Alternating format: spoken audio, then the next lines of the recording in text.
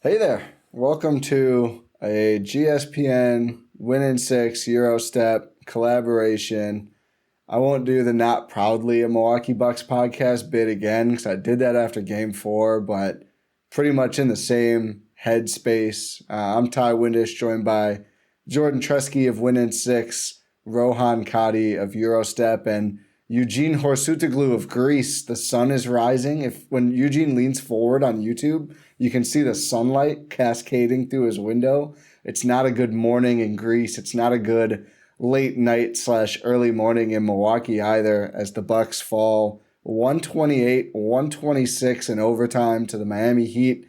It's just on brand for everything we've seen in the series, honestly. How's it going? Ti, I've been better. Yeah. I think that's a good way to put it. I mean, the Bucks season's over. It's done. Literally. Yeah. Yeah. That is the factual. first round of the playoffs isn't over yet, and the Bucks are staying home. Yeah. It's kaput. Jordan was there. Yes. This Bucks, regrettably. Explicit warning. I'm just going to say it quickly. This Bucks shit show was so powerful. It overcame Jordan. You hadn't seen a loss at BMO / Fiserv since 2017. Is that correct? Or 2019? 2017. What game was the loss? Do you remember? I believe it was maybe against the Heat. Of course it was. I had not seen them lose in person. There were a lot of close calls. Game 4 of the finals was probably maybe the biggest one of them. Another one was Jrue's game winner against the Heat last year. Similar unscripted ending that we saw tonight. Yeah. Yeah, I will never forget this game. That's all I have. Charitable way to put it. The experience of being at Game 5. We will get into every detail about, or at least most of the details of this game. Eugene, you DM'd me and said, I have a lot to get off my chest. Can I get on a pod? We said, you know what? Mount up. Let's just do it. So I'll throw to you first, Eugene. I mean, obviously so much to talk about, so many fumblings, but what's the number one thing on your mind as we sit, like, I don't know, less than an hour, maybe an hour after the end of the Bucks' horrific Game 5? I don't know. It's 8 a.m. here, and it just hit me that I'm gonna have a lot of time to sleep from now on. So yeah. So I was like, yeah, I can jump in the Zoom calls, give it a try. Like, disappointing. I think it's just one word that can describe the whole series actually. And there was a vibe when Jrue missed that first free throw at the end of regulation, that I was just certain that the Bucks would find a way to just screw this up. And this doesn't happen with me very often because I tend to be very confident and very have trust in this team. But they didn't lose the way I expected them to. I thought they were just gonna get scored on in the last possession, but yeah, they found a way still. I don't know. The unfortunate thing is I agree with you completely in that, like, I was pretty much just waiting for them to find a way to lose, which is the opposite of how we felt about the Bucks for, the last 2+ years before this. I mean, obviously 2021 they won us over, and I think even losing in the second round last year, like, it was against Boston, Khris was out. I mean, they gave it. I mean, they lost. It's just I know it's so many things have changed. They pushed the fucking Boston Celtics to 7 games with 0 Khris Middleton, and then lost to Miami in 5. Did Giannis miss some time? Yes. They were 0-2 1/3 or whatever with him, however you want to count game 1. Like, it's so much worse. For me, this is a dire question. I'm going to ask everyone anyway. Eugene already answered. I thought they were going to lose. Giannis missed a jumper late in the 4th, and then on the next Heat possession, Kevin Love hit a 3. And it was just that moment where, like, the lead was starting to slip. I don't remember what the score was.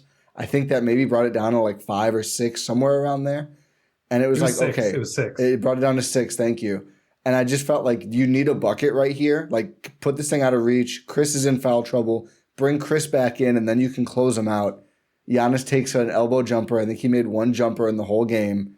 And the Heat come down, and Kevin Love, who was hot straight away, gets a three and cans it. And I was like, oh, that's it. That's the beginning of the end. I agree with you also, Eugene. It wasn't the way I expected. I kept waiting for the Jimmy Butler supernova. Really didn't happen. He had some big shots late. Very imperfect, I'd say, game from Jimmy. At least, I mean, maybe you look at the line and that's crazy. By the standards I'd have of him over the last couple games, I was expecting him to end up with 50 at some point. Obviously, hit some huge shots and got the Heat the win. But I think it was right there for the Bucks to win so many different times, and they just didn't. Rohan, what was the moment where you knew that it was, or you felt, I'll say, that it was not going to go the right way for the Bucks? I think you and I are in lockstep, Ty, because I remember it was 6 points because that's the moment that stood out to me too. I was like, yeah, they're going to fumble this, aren't they? Like, there's just a vibe after they went so long in the fourth quarter without scoring and like making a field goal. You're just like, did Adam Silver go too far with the sports gambling? Like, are they selling right now? Like, it felt like everything was off. The vibes were off. And you could tell that crowd and that team was absolutely shell-shocked. They were shell-shocked. They did not have any confidence in themselves that they were going to win that game. And you know what? That's exactly how it played out. They took that game and they Reggie Millered it. They choked. They choked. Yeah, the bad part of Reggie Miller. Yeah. Reggie Miller won. I don't know if you've seen this, the like advanced metrics of Jimmy and Reggie Miller regular season versus playoffs are very close. People have been circulating that. Jordan, you were there. You had a different feel. As someone in the building, did your hope last longer, or where were you at? I have to imagine that when you're there, you have to have a little bit more optimistic take, or no? I was certainly optimistic as much as you can be. Yeah. While the walls are closing in. The creeping doubt. Yeah. The one thing that I had, this is the saddest thing. I'm watching the game and I'm like, they scored 102 points at the end of the third, right? And I'm looking like they scored like 6 points and there's like 9 minutes that have passed. And I'm just like, well, at least they have the lead. That was my saving grace. My saving grace was, and it is what's crazy to me. At a certain point, like maybe it was the Giannis jumper. Like I knew for the moment that he was starting to do that after he was cooking Bam so well. I just like every time I was like, just keep going at him. Yeah, they're gonna call a foul, and he fouled out. Yep. At a certain, I'm like, whenever they got the ball and they were on offense, that was when I was at my most queasy because I'm like, they literally cannot generate any offense. Yeah. And defense, I'm like, okay, you can at least like maybe, force Butler. And I like your assessment of like Butler's game was like kind of right, Ty. Like it wasn't a supernova. He just chiseled away. Kept going. And it's just that he's that. It's Kawhi. I don't want to like echo what I did post whatever game that was 3 or whatever. The guy is so fucking good. He's just like an every engine. game, every podcast we've gone back. I mean, how could you deny it? I cannot hate how he just was like Bane and the Bucks were Batman and he just put him over his back and just like broke them. He was talking so much shit to Jrue in this game, and I was just like, Pat. The bench was getting animated. That's, I mean, he should not even take time to talk shit to Pat. No offense to Pat. I got the 24 up. But speaking actually, it's gone. It's gone. That's gone. That might be the most, I think that is the high point. Everything fell really badly after that. It did. It really, was this before Boston, right? That was like Indiana. Yeah, it was Indiana right before Boston. So I remember somebody tweeted at me when I said I might have to burn this, or Rohan wants me to burn this, that you should have never got it in the first place because the game right after that was Boston. And I said, listen, pal, the order was placed before that game happened. It takes these things a while to get printed and shipped. And now I wish somehow that I had been blocked from even getting it. The fourth quarter. There are more people on this podcast than Bucks made shots in the fourth quarter. They were 3 for 19. Does anyone want to guess who made the shots? Wes. Correct. Well, shout out to Wes Math. I don't know how much we'll get to it again in this pod. We probably will later. I don't know what his actual line was. I just have the quarter stats up. Fucking phenomenal game. Like, really brought it. Bud just didn't put him on Jimmy late, which was like... No. It wasn't here. It wasn't Bud. I'll say that. Like, we'll get into Bud in a second. Jrue was waving Wes off. That's even though Wes had a lot of success, we'll get into Jrue. Jrue was a fucking disaster class, and he's the reason that they lost this series. But he was good in the fourth. Wes Matthews was incredible. Sure. Was he? 7 points. 7 points on 1-for-1 shooting. 1 turnover. He scored almost half of their points. Yeah, but he also let Jimmy back cut him 3 times. Listen, he had 7 points and no one else had more than 4. I think he had a horrendous game too. But in the fourth, at least he scored. Giannis 1 for 9 with 1 assist, 2 turnovers in the fourth quarter. I mean, that was it. That's what it came down to. Giannis has a decent game and they win. Although, I mean, if they had barely won, would we feel great about game 6? I don't know. They'd still be alive. They'd have a chance to prove us wrong again. But I just felt like as soon as we saw another fourth quarter collapse, it was just like, oh God, here we go again. We got Giannis beefing with Eric Name. Oh boy, what? Yeah. What happened? I'll get the quotes. I'll get the quotes. Took issue with is the season a failure in that question. He said, what did he say? He said, you asked me this question last year. Do you get a raise every year? You asked me this last year, Eric. Well, I mean, you know. I hope Eric Davis paid handsomely. He should. It's a good question. He can get over the fact that Eric Name voted for Jokic last year in the MVP conversation. I mean, obviously, it's a fair question. We have a lot of interesting Giannis. After not getting to cover Jimmy Butler much in this series, Giannis Antetokounmpo was asked if he would like to have covered Butler more in this series, per Eric Name. Antetokounmpo, yes.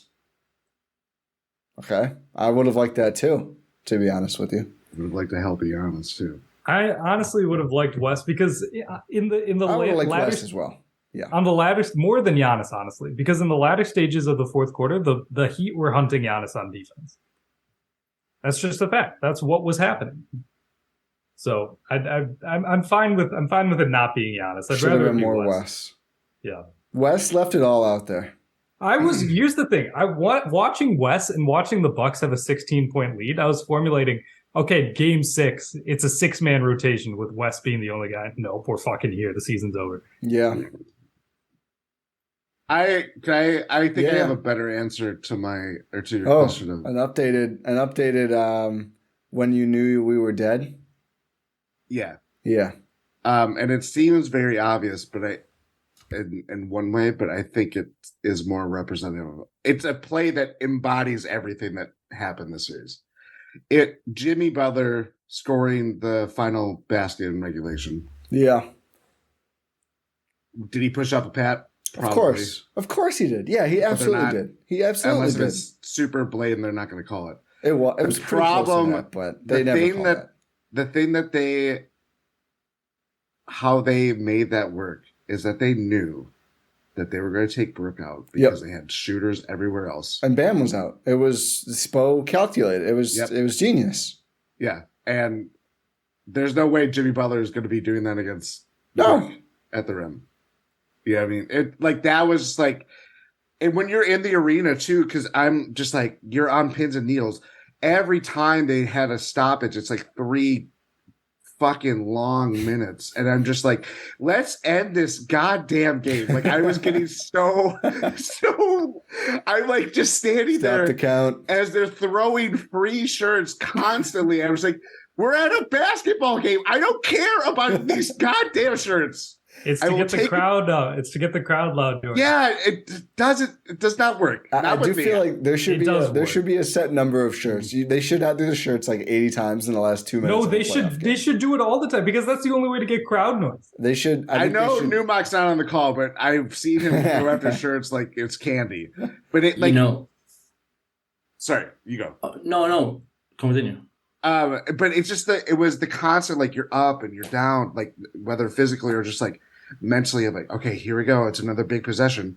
Timeout. Like that added to everything like that. And then when that ball went through the basket, they didn't call time. Not that they would have probably won the game with. Oh no! Oh no! Eugene, you go, but then I want to. Yeah. Yeah, okay. Like, first of all, let me start by saying that about the shirts. Like, as a European, watching this in the NBA never makes sense to me because, like, I see, like, your team is losing or you are in a spot where you have to be like anxious or stressed, and you just see the camera, people were dancing and drinking and having fun, and I'm like.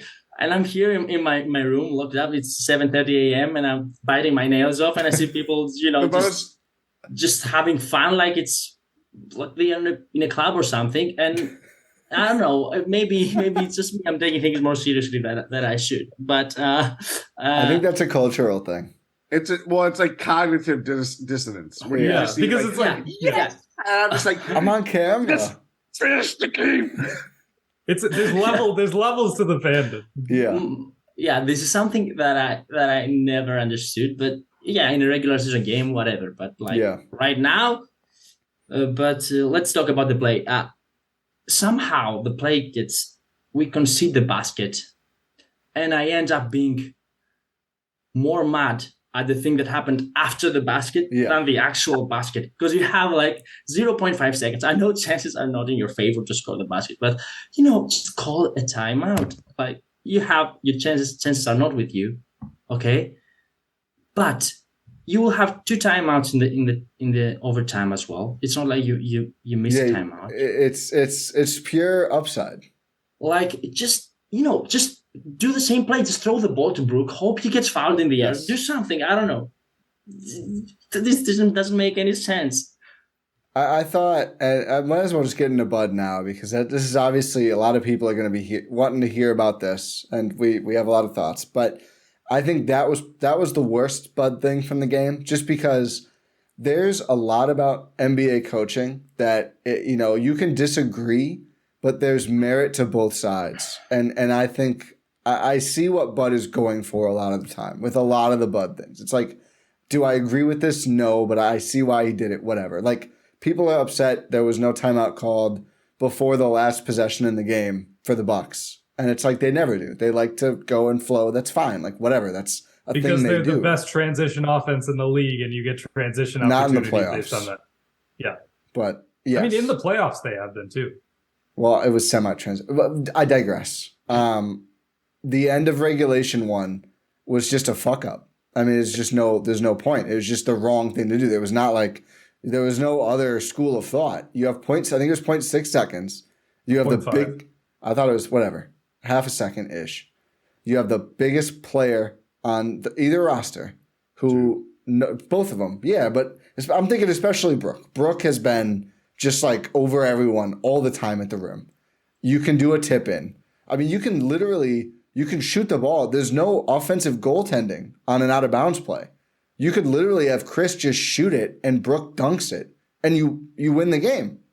And maybe it doesn't work. Sure, it might not work. It's maybe low percentage. I think that's a decent percentage look. Honestly, I don't really know what you do about that besides fouling.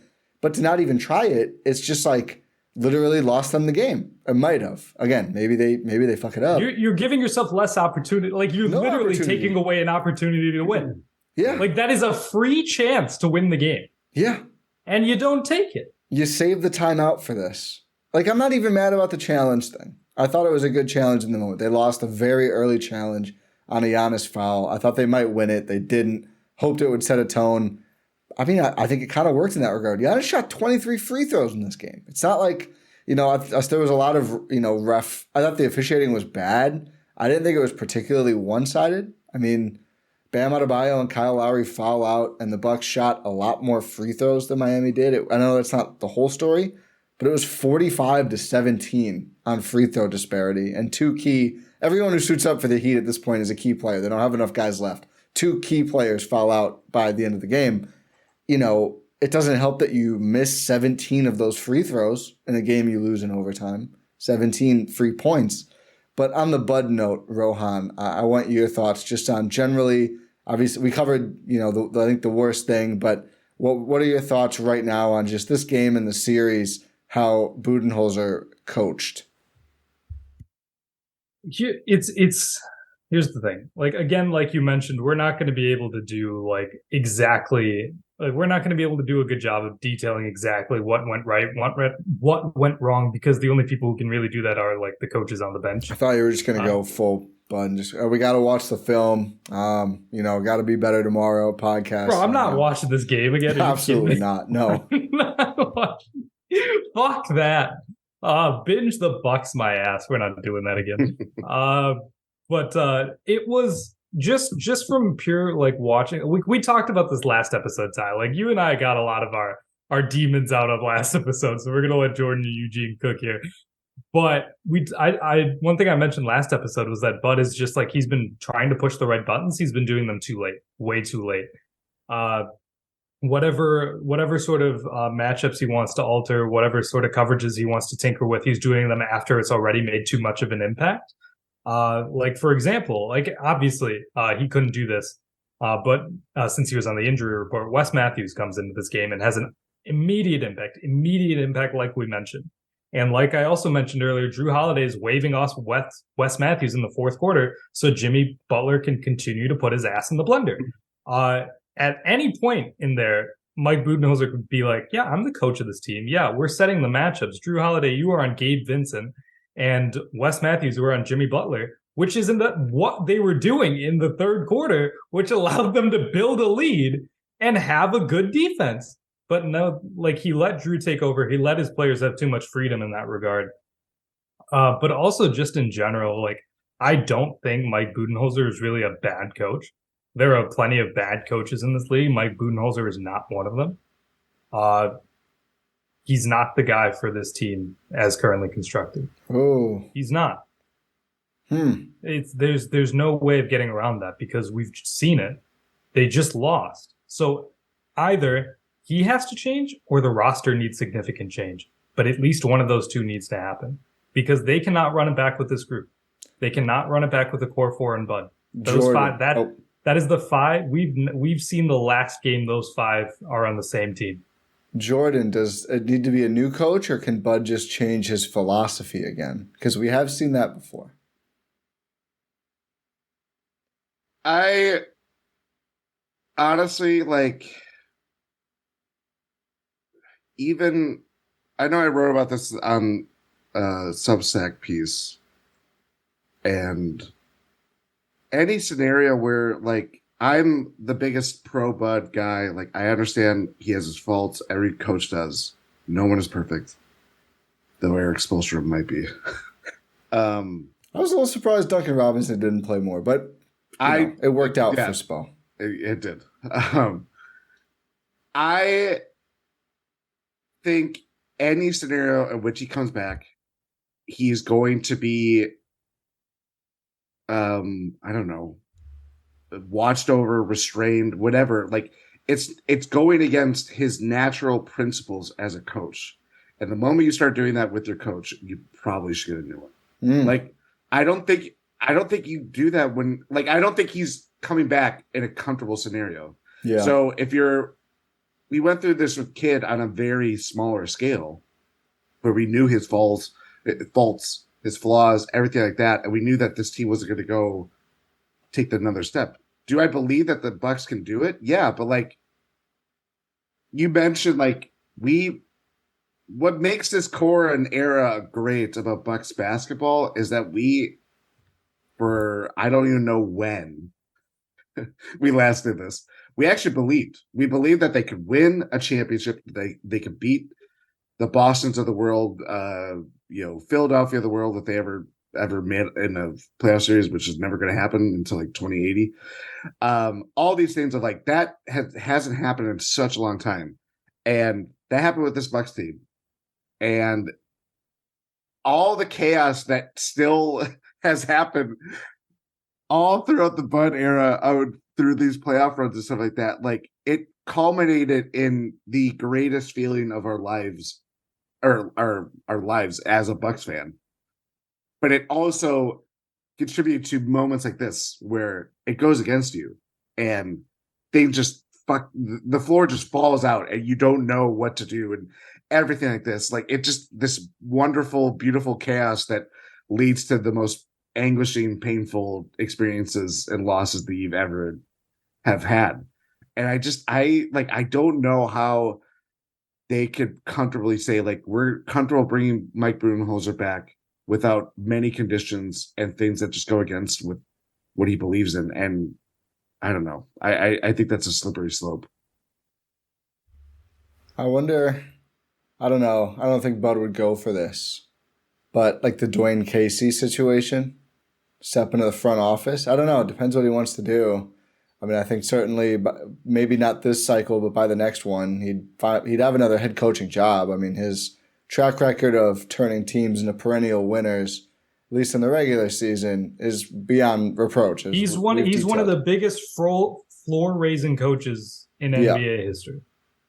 There's no denying he's an amazing head coach. He has proven that he is an amazing head coach in this league. And still a coach.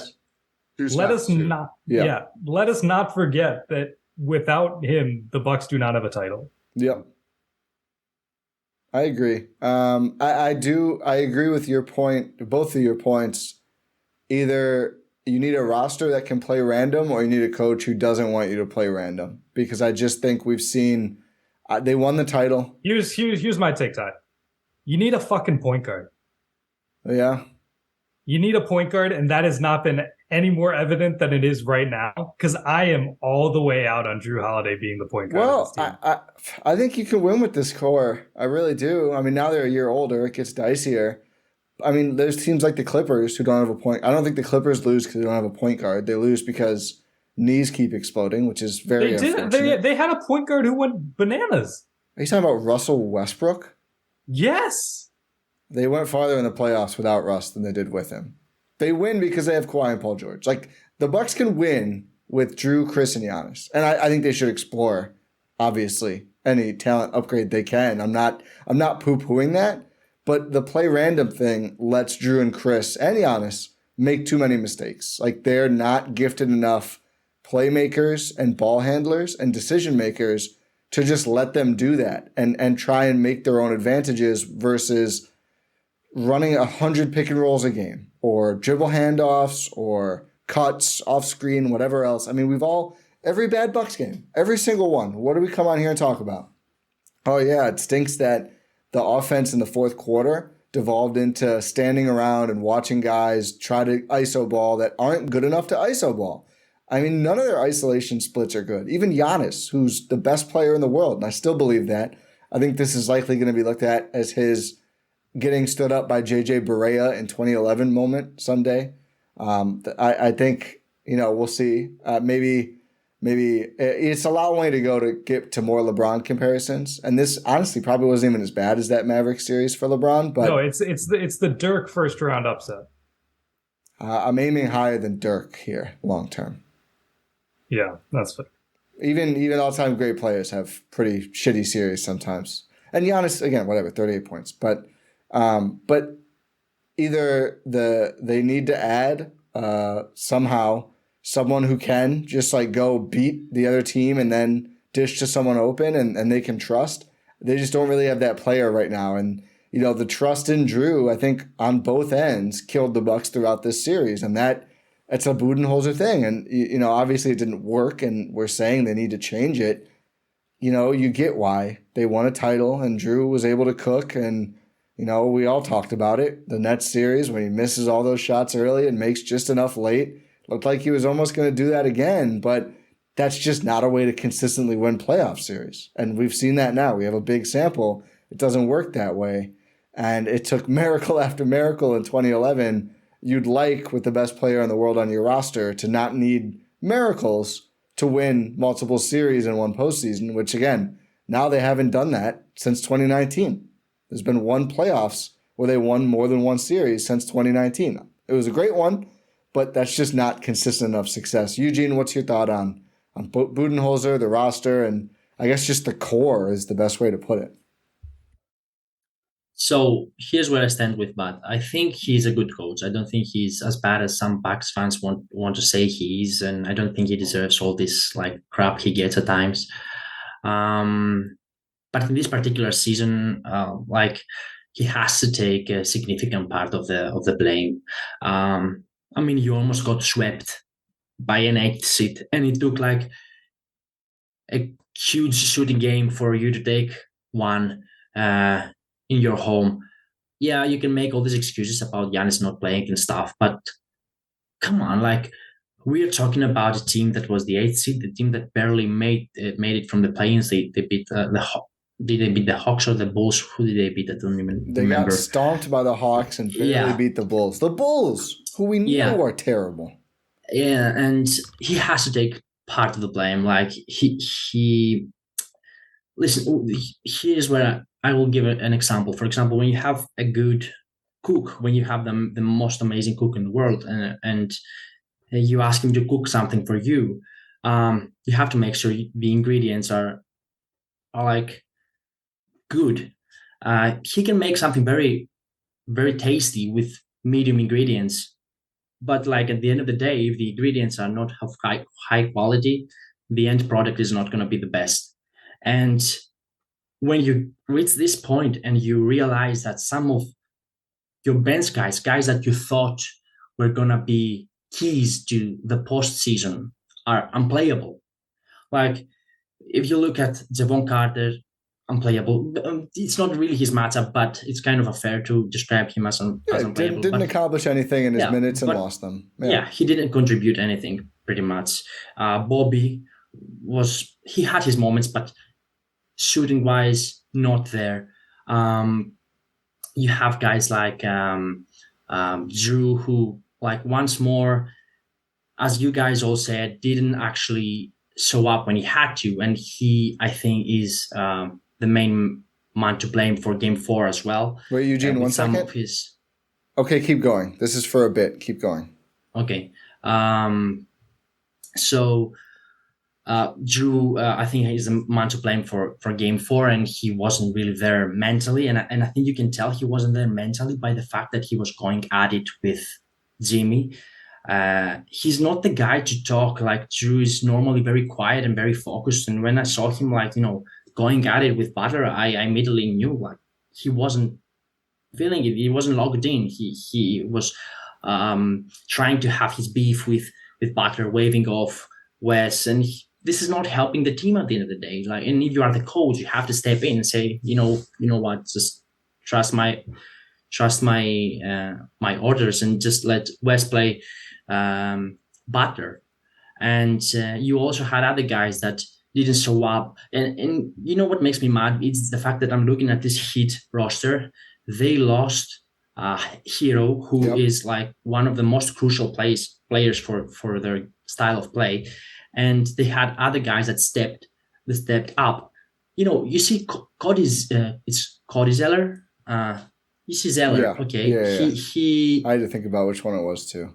Yeah, he's a guy that he's a backup center. The Bucks don't even have someone that can play backup center and like be Where's big. Serge Ibaka when you need him?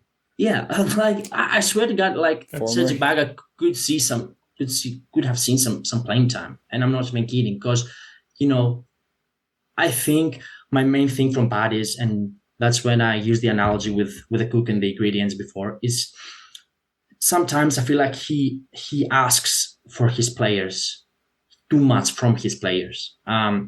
And for example, you see Brook, a guy that has been amazing this season, and the Bucks should keep him next season. That's my opinion, at least. They will have fine, like just as a thank you, they just have to offer him a contract for his contribution. He's been one of their best playoff performers. Exactly. Exactly. And actually, I was watching the game with my dad the other day, and she's not a guy that watches the Bucks very regularly, mainly in the postseasons. But he was stunned from what the Bucks were asking from Brook Lopez, because he looked at me and said, it's crazy how much the Bucks depend on Brook Lopez, and especially on defense. Like, we know he's a good shot blocker, but their whole defense is built in a way that he has to be there again and again and again and again. And if you don't have ways to help your players, if you don't have a way to like get some weight off their shoulders at times, like, it's just unfair at the end of the day to just wait for one guy to be there consistently and do his job. And he has done this. He's amazing, and offensively as well. But like, it's too much, and you have other guys that they don't offer as much as Brook, and they get and they don't even get the blame. Like, I don't know how to describe it, but you have Giannis, who is incredible, and you sometimes expect too much from him. You have Brook that you expect too much from him. You have to help the roster some way. Yeah. It ended up taking too long. When you were talking about Bucks role players who weren't producing, when I interrupted you, I was going to cut back in 20 seconds from then and say the time between my interruptions is longer than Jay Crowder played in this game, in the last 2 games combined. But I didn't want to. You were spitting. I didn't want to intrude again. Goodness gracious! He had a 0.19 trillion in this game, with no stats recorded, just a -3 on the line there. Yeah, I think we talked about this, Rohan, on the last pod, but I can't even be that mad at Horst, because we liked the roster, right? We liked the moves. We thought it was good. It really just didn't pan out, and I think there needs to be, not just with the core 4/Bud, up and down the roster, just radical shifts. Ingles provided a lot in the regular season. Our playoff fears most sort of came to roost. I mean, he wasn't able to play much in this game. We all know the deal with the defense. They never gave him the damn ball, which is another just like random frustrating Bud thing. Like, we know what his role should be. We've all talked about this. It's been very obvious. They never did. Not in this game. That was not something that happened. So he took one shot, missed it, had an assist, a turnover, and that was it in his 8 minutes. Pat, 3 for 3 again. Pretty good game. 4 fouls, a steal, a really crucial steal on a Duncan Robinson possession. Good game. West played well.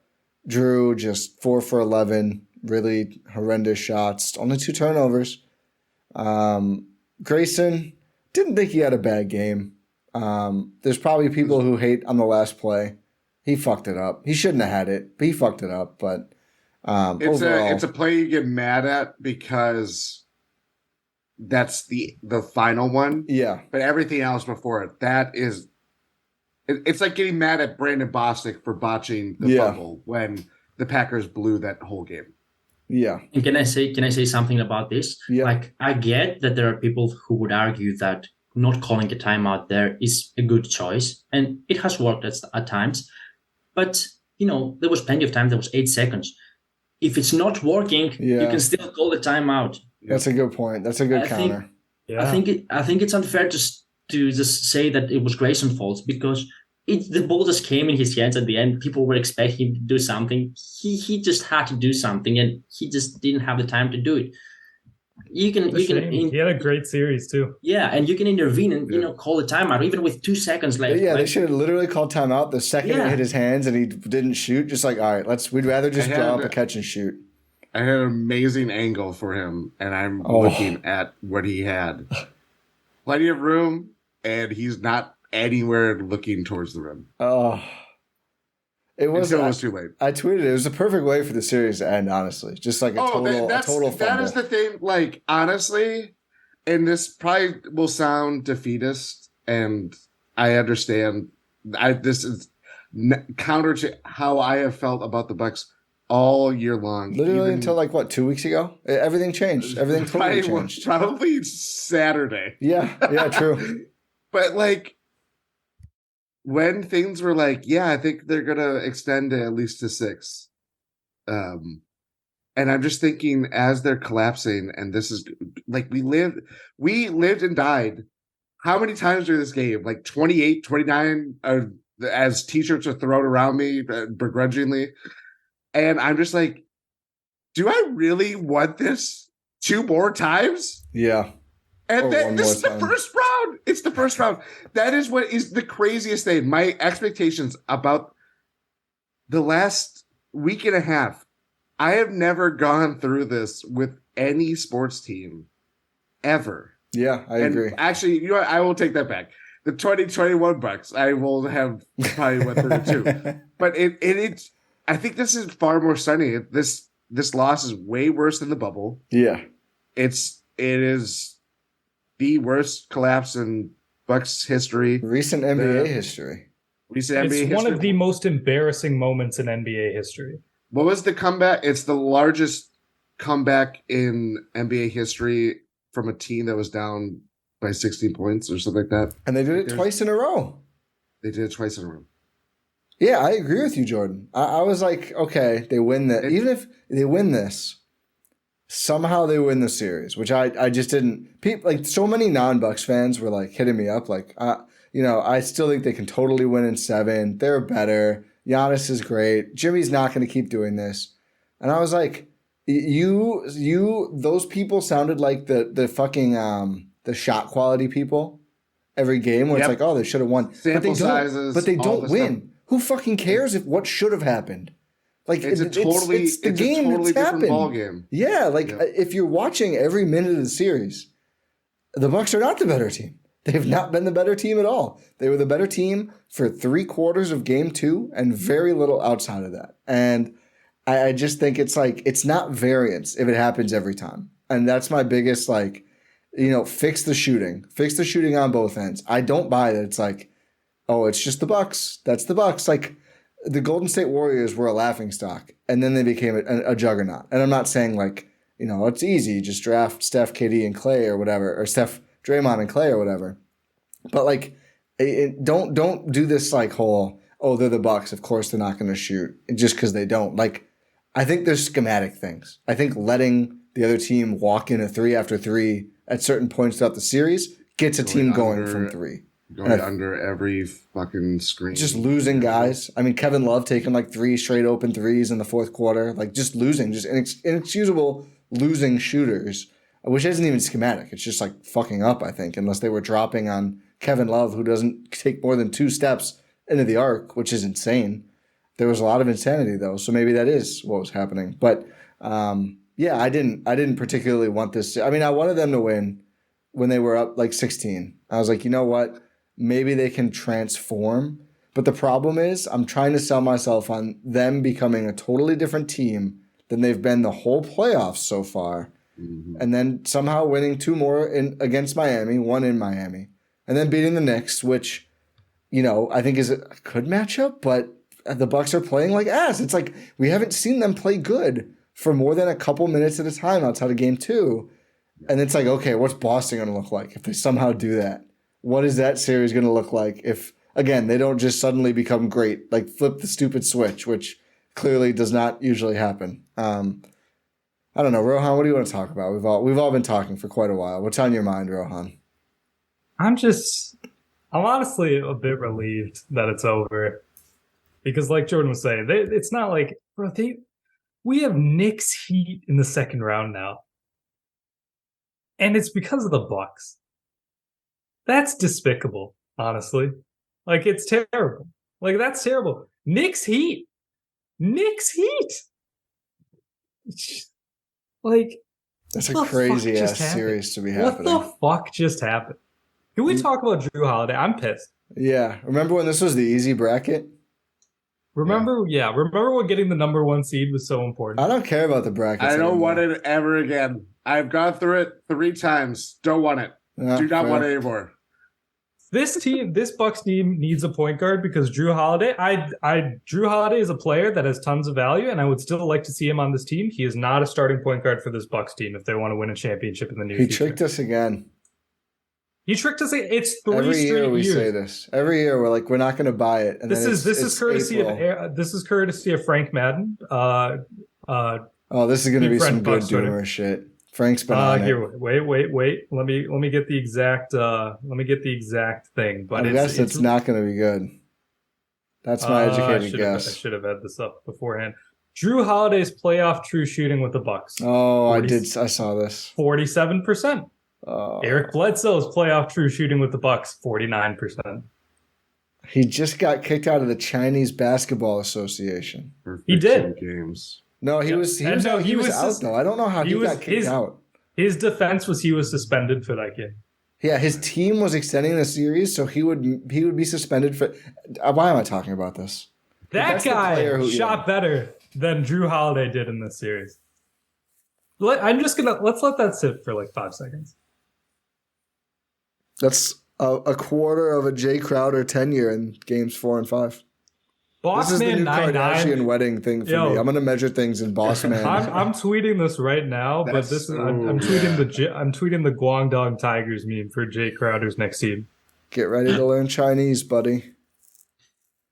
Oh, that's better. Which one should I do? That one hits harder these days. Okay, Get the pic of Adam Silver with the under it. It's so funny. Jay Crowder's. Yep.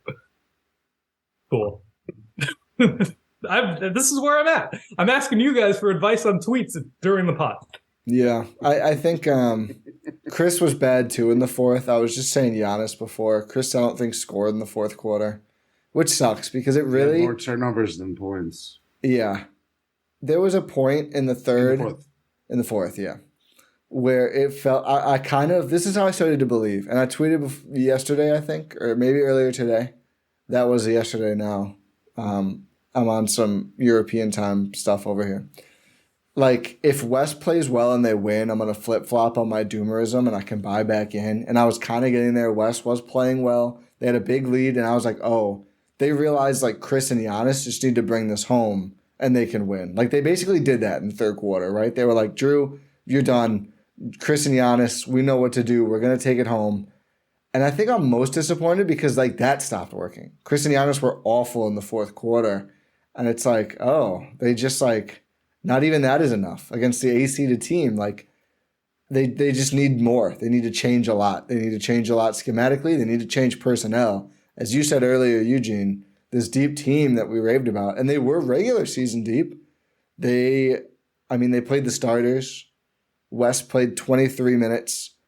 Bobby played 16 minutes and didn't score. Pat played 16 minutes. Joe plays less than 8 minutes and didn't score. And, of course, Boss Man's infamous 19 seconds. Joe Ingles checks in for the first time in the fourth quarter to throw a turnover. Yeah. He didn't play before that? In the fourth quarter? No. Oh, yeah. I think it was in the second half.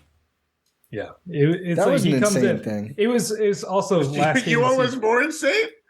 Giannis, after the jump ball, Khris. throw it to Khris. And I'm just like, that again, that is the encapsulation. Like, why would I want to do this? I know again why. and again. Oh, I see. Because I love the Bucks and I'm a masochist. That's what he didn't want to shoot the free throws. No, that's fine. It's a good play. I'm just saying, it's not a good play. It's not a good play to throw the fucking ball out of bounds. Throw the ball to Khris. It's better to miss 2 free throws than to throw the ball out of bounds. That's fair, but it's a good idea. It's not a good play. Last game of the season for Lisa and Marcus, obviously, because the Bucks season's over. But it was so funny. Yeah, it's the last game of the season for everyone. It's done. The season's over. Shifting to a different team here. Well, did you watch them? The whole? Yeah, I watched the battle. How was it? They were. Marcus was so fed up. I loved it. Yeah. That was the best part of this playoffs, honestly, is Marcus was like, this is horseshit. Like, why is this happening? But Lisa, she was like, Joe Ingles checks in. You know he's a great passer to make sure this pass gets inbounded, throws a turnover. Like, just throws it away. And I'm like, are you fucking kidding me? Well, it wasn't, though. Khris saved it. No, I'm talking about the one where they heat challenge with the Kyle Lowry. I was thinking the wrong one. Yeah. Yeah, I was like, this is. I think that moment was even stupider than the one from the jump ball. Yeah. Because if I'm not mistaken, I think it's Jrue who is making the pass. Yes. To Khris. It was like hot potato. Yes, and it was a bad pass again. Like, I don't know what's up with them and not being able to pass. And Maybe practice. It's a problem. That's a problem was- for an NBA team. We saw Jrue in the skills challenge. I was about to say, this team doesn't fucking practice. They can't pass a ball, yet they have the audacity to go in the skills challenge. Like, give me a break. There's a reason Ti Antetokounmpo comes last every year. It's so bad. I can't watch the skills challenge for that reason anymore. I like those guys. They're going to do it, and they're going to run it back next year, and they're going to come fourth to the fucking G League. The G League Ignite is going to kick their ass in the skills challenge. They got to let Francis get a chance. Ti Antetokounmpo also needs a shake-up in the skills Let's challenge. get Veronica in there. Yeah. Fuck it. Honestly, get fucking Liam in there. You know, I was laughing earlier because you were talking about Jrue, and once again, it's a story about my dad, who is like a hardcore European basketball fan, and he's like the old type of dude, you know, letting the offense run and shoot with 2 or 3 seconds left on the clock, make deliberate fouls in order to stop them from getting into the rhythm. Can he watch Bucks games, or does it just like... Oh my god! Can he coach Bucks games? That's a better question. In game four, we were watching the game together in my room, like being quiet, not wake anyone up. I swear to God, every time Jrue shot the ball within like 5 or 6 seconds from the start of the half, he was grabbing his head. He couldn't believe it, and he said, and he sat there and said, like, you know, in Europe, you know, in the locker room, couple of swears, couple of slaps, you know, maybe you could get him into a rhythm. Maybe he can do that. Maybe you can put some sense into him. No, this is not how it works. That here in the NBA, no, they cannot just grab Jrue and just start swearing at his face like, stop shooting the fucking ball like a European coach would do. But I swear, sometimes he just suffers watching NBA basketball. You can tell he does. So do we. Yeah. This playoffs watching Bucks basketball. Can I say one overarching point? Yeah. The Bucks suck. Yeah, we got to It's fix not that they suck. It's not Well- that they suck. They suck this series. Without a doubt, this is the biggest test of whatever you want to call Bucks culture, if there is one.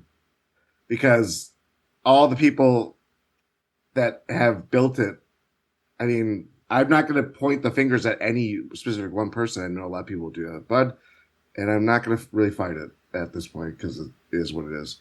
But like, regardless if you are the primary person of blame or whatever, if you were the person that extenuated circumstances and everything like that, it doesn't matter when you lose as horribly as it did. And like, part of the reason why the bubble, just on top of everything else that was going on, it just like hit so hard, was the fact that it was played in this incredibly foreign environment, and they still went out and did what they did with acquiring Jrue and just being like, this is what we have to do, and all in. Now it's like, what is it? How do you really change things? Like, I know it's the biggest question that everybody will have, and we might have an answer as soon as, like, I don't know, 48 hours. It's always, everybody's going to look at Bud, but it's like, that's not where it starts. And it's not where it ends. And it's like, how does this team change in terms of mentality, how it's built? Because this team just got so old. And it's not surprising when they have made a point of bringing on veteran players over the years, and some have worked out better than others. Whoa. Where's Marvin Williams when you need him? Hey. I think he would give them a solid 20 tonight instead of Jay Crowder. He wouldn't it's have 20 made a seconds, shot, yeah. but- Yeah, it's stuff like that just like constant, like that is part of going through Bucks seasons and what we've come to expect from building the roster, what we expect out of the coaching staff, what we expect out of the players. Regardless, like whether it's just Bud or not, I would be really surprised if Horst leaves or anything like that. I just think, like, how do they you long-term success, because I don't know if you looked at your pick situation anytime recently, but it's They got dark. one. It's They got scarce. one this It's scarce. offseason. They can Yeah. trade. Can I say something? Yeah. I think, and the fact that they are old is not the only issue. Like, the point of having an older team is for the fact that you have more experience. Sometimes I question even their experience, because like some of the plays cannot be justified for the years that they have playing basketball and for the careers that they have in the NBA. Like, you would expect Jrue to act more mature in situations, like understand when he has to take a shot and not when to take a shot. Like, physically is difficult having an older team, especially defensively, but like mentally it's not something that I can justify at the moment. I don't know.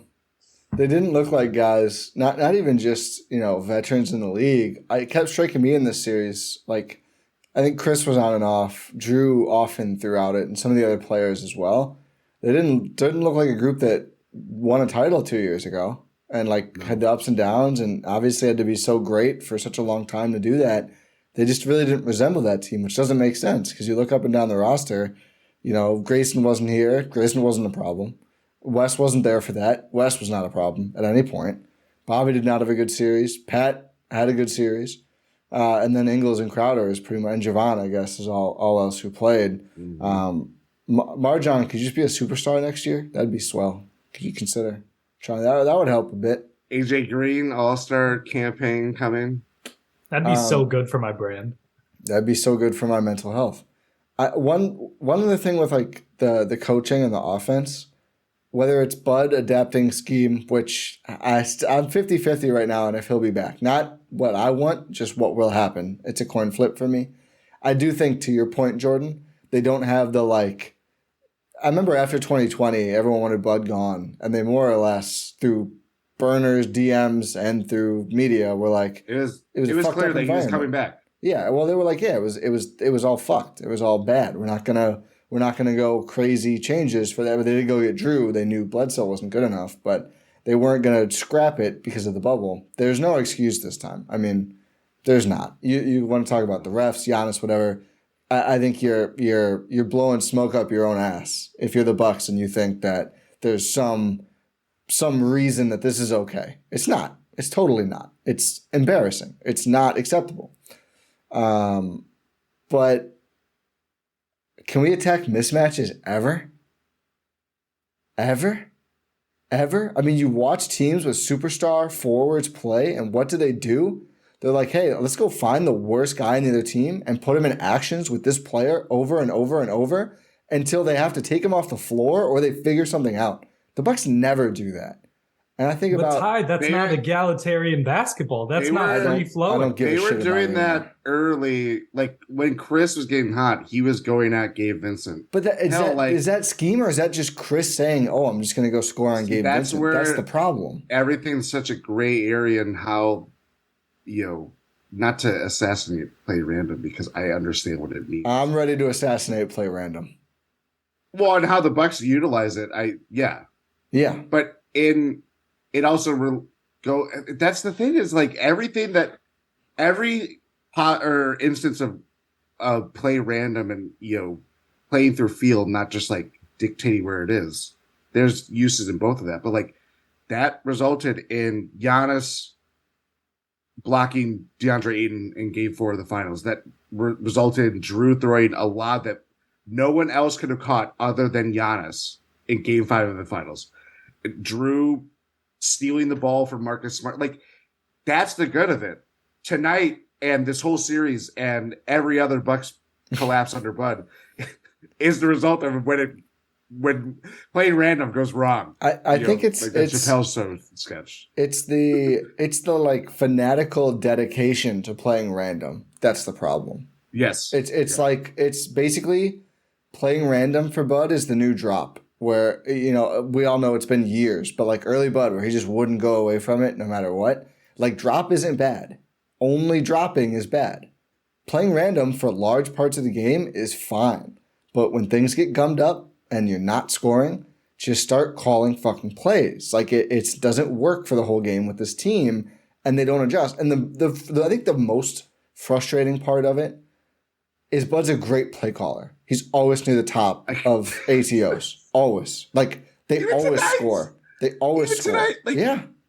It was crazy. Like their offense is so gummed up, and they call a timeout. And yeah, maybe sometimes it didn't go in, but it's like They always get a great that's what look you're gonna do every time. Yeah, And it's like you could, I mean, you obviously lose like the set pieces and everything, but you could have some scripted plays that you go into. They'd be so successful. It's not a horrible team. It looked a lot worse than it is. And it's not as good as we thought it was. But I just think it's like, it's ridiculous that it's not like play calling is not a weakness for Bud. They just don't do it. And it's like, okay. And they just don't do it at the end of games. It's like in the fourth quarter, in both of the last fourth quarters, Yeah. Game 5 and Game 4, it was just like watching, I don't know, not an NBA team playing playoff basketball. I don't know how to Pick up describe vibes. it. It looked like it March felt like a Madness. February game. Yeah, Yeah, because March Madness is good. you know we are at the highest level right now, and I was watching this random offense, and you know at times they would just pull up a play, and I would be like, "Oh, was that an actual play? Oh, can we do this more often?" But no, the Bucks, even in Game 4, what worked in Game 4, they didn't go back to it this game. For example, the Giannis Brook pick and roll. Yeah. I don't know. It's just like mentally, the players themselves didn't feel confident, and I think it showed throughout the series. They were kind of surprised by the first game, where the way the Heat just were hot and Giannis went down, and after that they were just getting slapped in the face again and again, and they just couldn't take it. And I think it's a very nice quote by Giannis, called it earlier, and he said, "They were playing to beat us, and we were playing to win a championship. We were a little bit ahead of ourselves." And I think it's true, because the Bucks, I think, underestimated their opponents.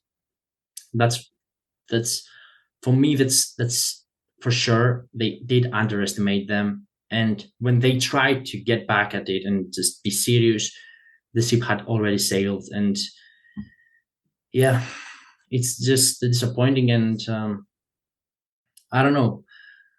It has to be, if Bud stays after this offseason, which is going to be an awfully long offseason now. It's going to be forever. Yeah, because they lost in the fucking first round. Well, and we're used to Oh my the God. short ones Think too. about us, Bucks. We have to come up with off-season content now. We're gonna have a lot. Talk of the Tundra It's live not- draft show. Tune in Yeah. Thursday night. Yeah. But I will As you're say- listening to this, it's tonight. Yeah. It's not going to be a boring offseason. There's not going to gonna be be like a last long year. time between. That's the thing. I mean, nothing outside of potentially coaching will happen for months. Yeah, and you know, like, there are not many positives when you almost get swept in the first round. But one thing that I think can work in their advantage is the fact that they lost very ugly, and now we can see, and we have time to see what the problems were and fix them. Instead of, like, if we were going, let's say, to the Eastern Finals, and we went down to Celtics in like 6 games, some would still say that, you know, this team is good enough, maybe a couple of changes would fix it. But now they have to take drastic measures. They have to see what's going to work for them, or make the changes that they think would help. So at least now that they got slapped in the face and out of the playoffs, they can have a moment of realization and work towards building a very good team, because Giannis is entering his prime. Yeah. This is the time to do whatever you have to do.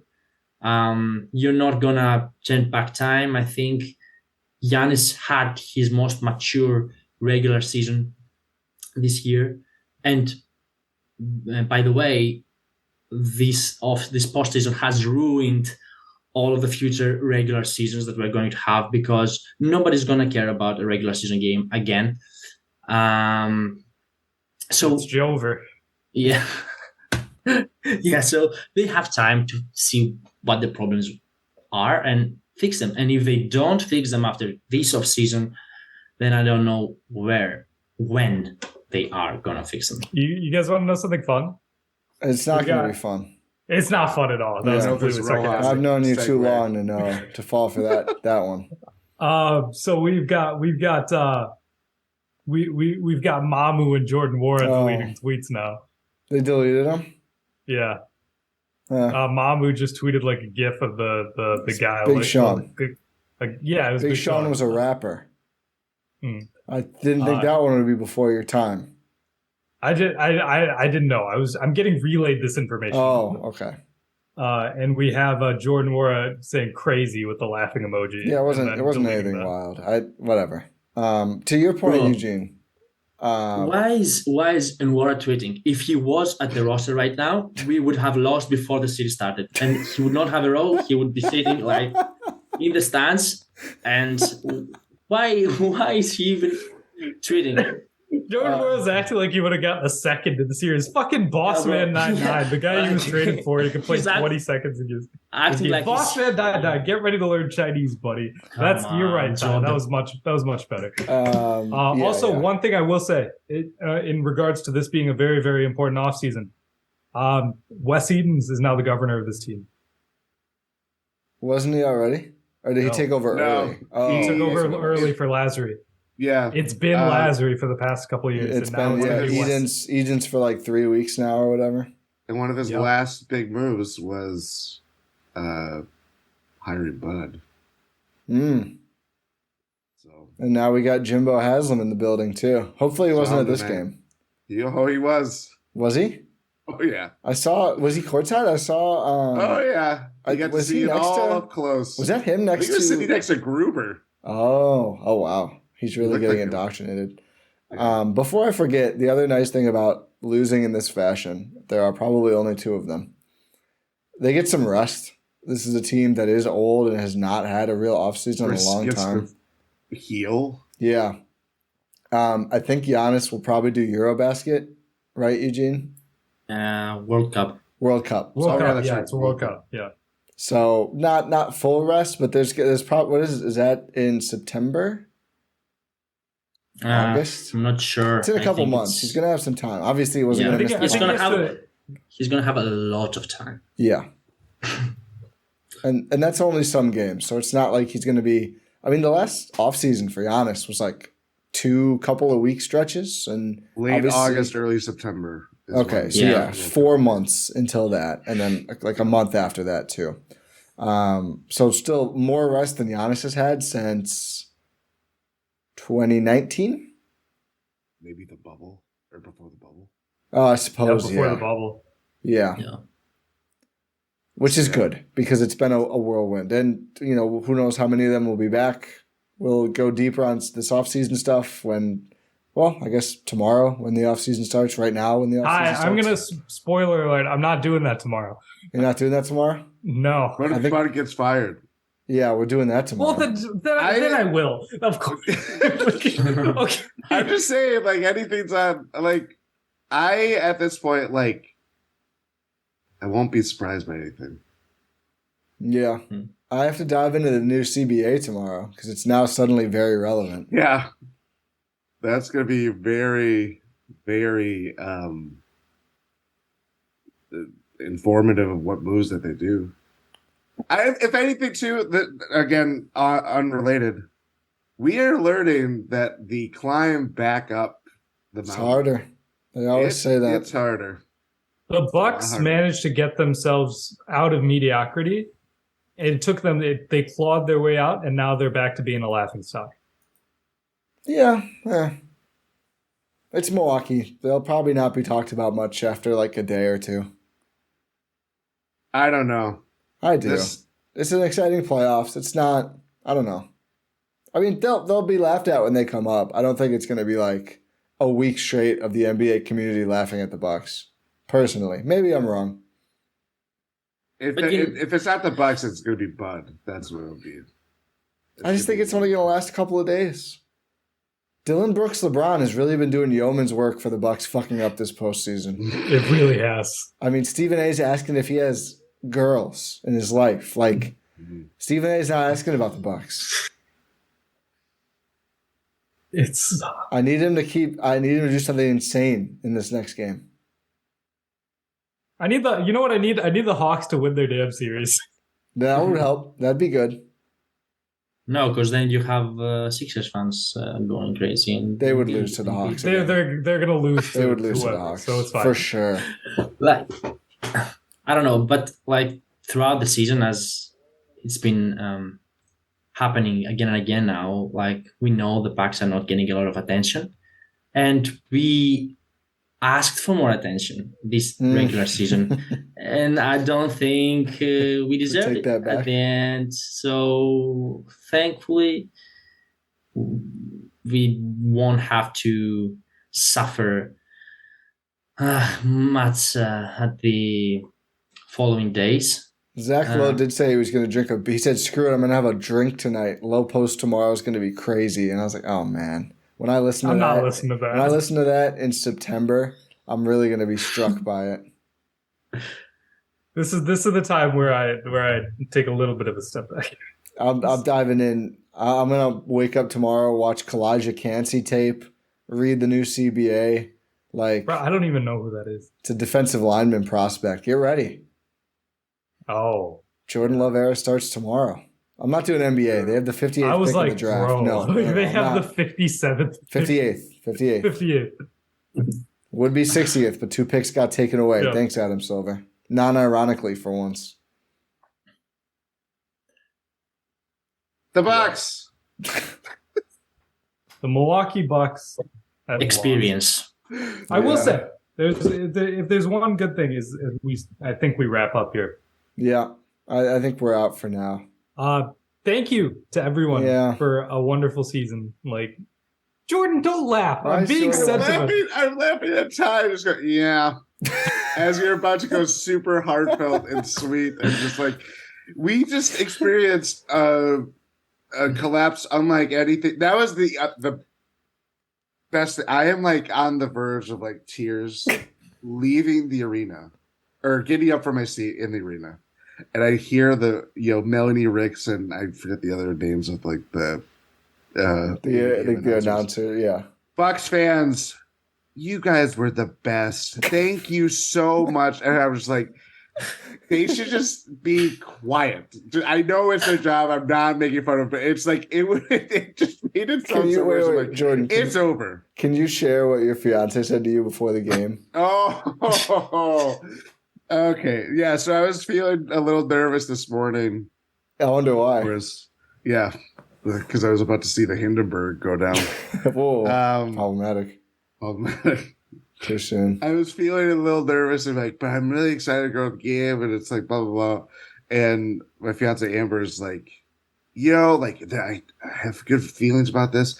And if worst comes to worst, like this might be your last time seeing the core together. And I'm just like, that doesn't make me feel better.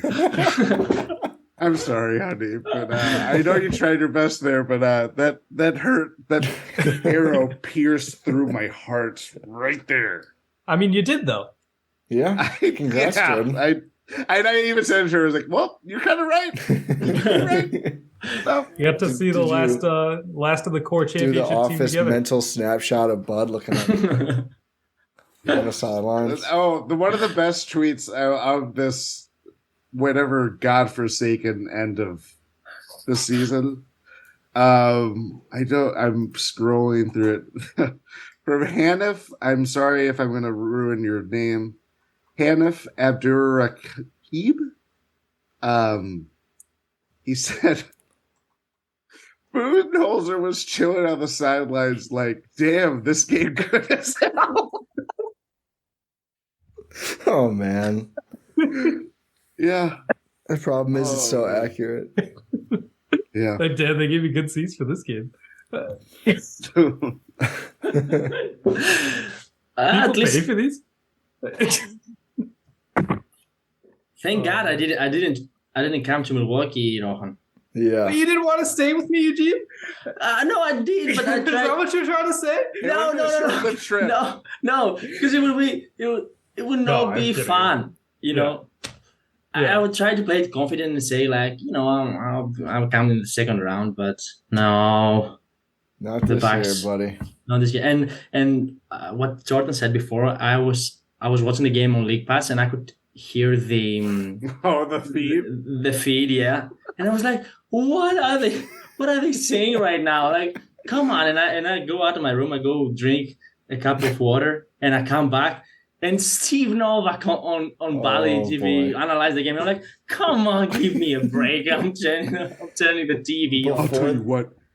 I'm going to call the Miami. I'm going to protest the Adam Silver directly for Jimmy Butler pushing Pat Connaughton. Before the game, I flipped it on early to Bally, and it was the Novak show, and he's going. They put up Jimmy Butler's playoff stats, and this guy goes, "I'm not buying it. I'm not buying playoff Jimmy." And I was like, "What the fuck are you watching?" And of course, he has 42 points tonight, and never gets double teamed at all. By the way, remember? That's your Marquette alum. Yeah, he's not buying it though. Should have bought it. Hey, don't do me like that. No, not just leave the Marquette shit at the door. Between Jay and Jimmy, it's you. What it's about not Wes? a good day for Wes. you. Was not enough to overcome. Wes was a security. I want him back. I don't care how many changes. He was a security blanket tonight, and I felt incredibly. Bro, confident when he was make on the West floor. the coach. I don't give a fuck. I mean, it's good. I mean, DeMar Carroll did that. I mean, that's possible. Yeah. Charles. Charles Lee's the obvious Charles candidate, Lee is interviewing. I am Bucks not are opposed back. to a Bucks assistant, by the way. Can we retake permission granted? We're gonna retake that whole thing. Okay, you're gonna be. You actually can't interview anymore. You can't interview anymore. You're done. It's Sorry, like, but our Detroit. season's over. No, you can't. Our Sorry. season is too, so we're retaking it. I will say this, in case Jordan's right and it happens tomorrow to be ahead of things, I would prefer intriguing assistant over someone who's been a head coach before. The people in my replies are saying Ty Lue, and it's like I don't see it. I mean, happening. if he's available, I would. Be I mean, if he's interested. available, I'll take it. Sure. But like, I don't I think like that's him. going to be a thing. And Yeah. especially not Nick Nurse. No, I don't. No, want him. not Nick Please. Nurse. He has I'm merch. out. I'm out. I swear, You say he has he merch. does have merch. No one. He has a lot no of one hats. They look like shit. I know, but I know No. I know he has merch. But you're saying that is the reason he should not be there. Yes. There's plenty of other valid reasons. He carries No, around a guitar Ty- case and wears merch with his fucking logo on it. I will not has a make it through big the head. season. He thinks he's the reason why the Raptors. 100%. No one will make it through the season if they play 45 minutes like Yeah, that's against true. the Pistons in Giannis to me February. is going to turn into fucking barbecue Yeah. under Nick Nurse. The only reason Doctor. he got the most out of Kawhi Leonard was because they could bond over how shitty and boring their personal brands were. I will not accept him as the head coach. No, I'm out. I'm all the way out. I'm in on Ty Lue if it's a possibility. Nobody I'm in on- try and be cute and say, what about Kenny Atkinson? What about Brett Brown? No. Not interested. We're Ty not Lue we're not the or- 21-61 Hornets or whatever. I want a real coach. Ty Lue, Charles Lee, fucking And I don't someone even I've know. never heard of. I don't know. I don't care. Find Bring a good back a assistant who Torrey interviews Messina well. from Europe. Oh, yeah. Yeah. I swear to God, this I think there's a profile somewhere on Twitter that's called Obradovic to Milwaukee, and it's just a guy, Oh. and it's just a guy protesting for Obradovic, the European coach. Like I think you have seen videos of him. He goes red like in every time out, screaming and hitting like he's That would be bored. wild. And he's protesting for this guy to come to Milwaukee. So yeah. Not David But, Blatt either. Yeah, I agree with you, Ty. I'd prefer someone unknown or some from Bud's tree to take over. I Fucking don't know. Jimmy Haslam, like do the college thing, like pay Mike Brown an exorbitant amount of money or something. Oh, I thought you were saying Jimmy Haslam should be the coach. And I was like, you lost me. You lost me. Does Pop want to win? Is Pop sick of rebuilding? The Bucks will never shoot threes, but I could rock with it. It'd be fun to listen to him talk. That'd be a big change. Yeah, no. I mean, yeah. You know what we can do? We can bring Pop make him a head coach and, have Bad as his assistant. His assistant, yeah. Run it back. That formula has worked What actually. if we put like a fake mustache on Bud? How is Have we ever that? tried? I actually think I have a Photoshop of that in my archives. For like What if 2 we years put like ago. a fake mustache and like a gray wig on him? Yeah, you could still tell from his expressions, I think. Are you making it like the Pringles man? Are you what is Yeah, sure. I mean, because that's the thing, right? Because there's like we said we are gonna wrap like 20 minutes ago. Yeah, that's how it goes. That's the thing. Like, if we're talking about like, what are the options? Well, we don't know. I mean, it's really unlimited. it's a I would say it's a conversation for another day, but it's a day that might be coming soon. Well, we'll probably do more content on this one way or another. What? Yeah, but as I was saying before, I got sidetracked. Thank you to everyone who's been sticking with us this whole season. This is the end of my 4th season here on the Eurostep. It's been a pleasure through the thick and thin. You guys are here for me essentially having therapy that's recorded. So just want to say thank you for rocking with us all season long, and we appreciate the support. I mirror the sentiment even through my 2-week yes. Really appreciate everyone who listens. We got a lot of great feedback after the Game 4 pod. A lot of people who said, I didn't think I could listen, but I'm glad I did. Appreciate you. Appreciate you if you have to come back later to listen. I get it. Everyone copes with this shit in different ways, but certainly it's been, I think, one of our most rewarding seasons, despite the way it ended, because I do think, getting to meet our community was huge of listeners and friends of the show. And I just feel like, I don't know, I've had a lot of good interactions with people who listen on social and meeting them this year, which has been really cool. So appreciate you all being a great community. Can I say something from my point of view? No. I'm just kidding, Eugene. Go ahead. So he was for a second there. He was like, "Oh God!" No, I don't know. So, okay, let me think what I want to say. Okay, so I think I want to thank also the guys like in the Discord community and with you guys for the playbacks, because it's just a different experience with you watching the games here from Greece in the late nights. I really feel like watching the game with friends and having to share my feelings and my ideas and my, just feel like watching the game with a bunch of friends. It's just special, and I want to thank everyone. And we will be back. Oh yeah, the Bucks may not. We're not going to leave. We're going to have off-season content for sure. Like we're going to be here begrudgingly for me. I mean, like I say that now. I'll be locked in and ready. But I'm drawing up my Hugo Besson agendas as we speak. Oh my goodness! Stop. He's ready. Played with Wemby. He's used to generational forwards. This Jordan, is what it's like to talk about basketball when your team bows out in April again. Yep. Oh, I mean, the Bucks need a point guard. Dude, who's that tiny guy who was in the NCAA tournament? Marcus Knoll. Yeah, he'd be a great 58th pick, dude. Locked in on that now. Yes, he would. What do you mean, no, he wouldn't? It's the 58th pick, Rohan. Anyone available is fine. Anyone available? Pretty much. Bro, I'm fucking available at the 58th pick. You would make as much impact as Sam Merrill. No offense. Sam Merrill has a job with the Cleveland Cavaliers. Okay. And yeah, he was instrumental in them losing in 5 to the Knicks. I mean, fair enough. Sorry, Sam Merrill. You're having a nice career. You're trying your best for being the last overall pick or whatever he was. Which the Bucks player will be too. It's only 58 because of those 2 taken away. Jordan, do you want to speak to the... Or do you not? Hey, Jordan. Fuck the listeners. No, this is a hobby. This is fun. This is our outlet to talk about the Bucks, even during trying times like these. And it's just a game. I understand that, but yeah, it's transcended that for a lot of us. And obviously, meeting people as a few weeks ago, doing playbacks, as Eugene said, like that stuff like that. Like we weren't doing that a couple years ago. It's all very new and it's exciting and everything like that. That makes it, I don't know.